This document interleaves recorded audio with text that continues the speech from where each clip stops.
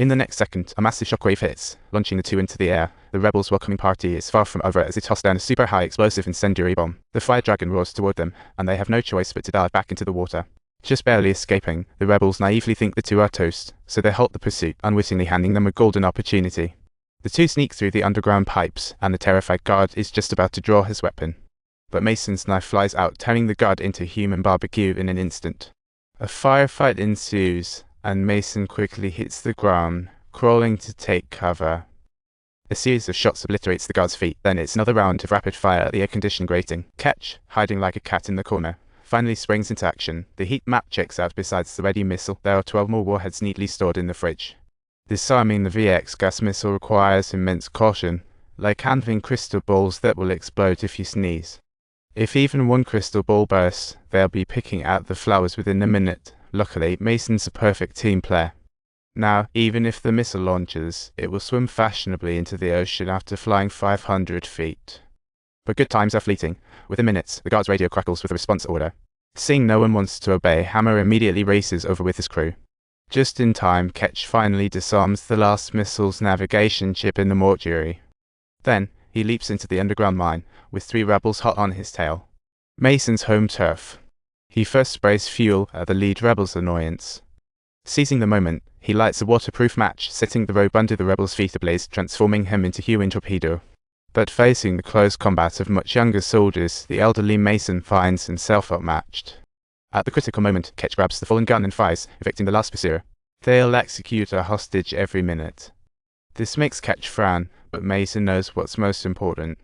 He warns Kitch not to lose focus. Only by disarming the missile can he save more lives.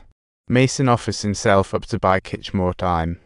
However, they underestimate Hammer's tactical setup. Just as Kitch removes another missile's navigation chip, 2 rebels drop in front of him like a bad surprise party.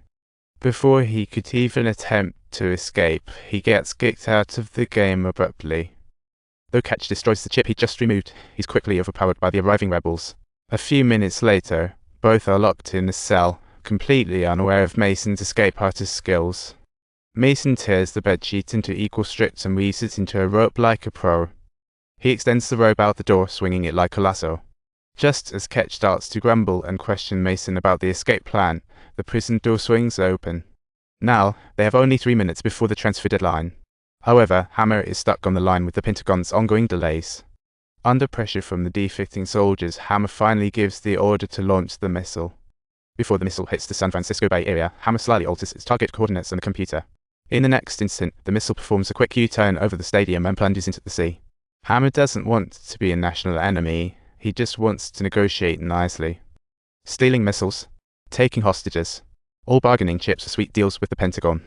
However, his underlings hold a different view.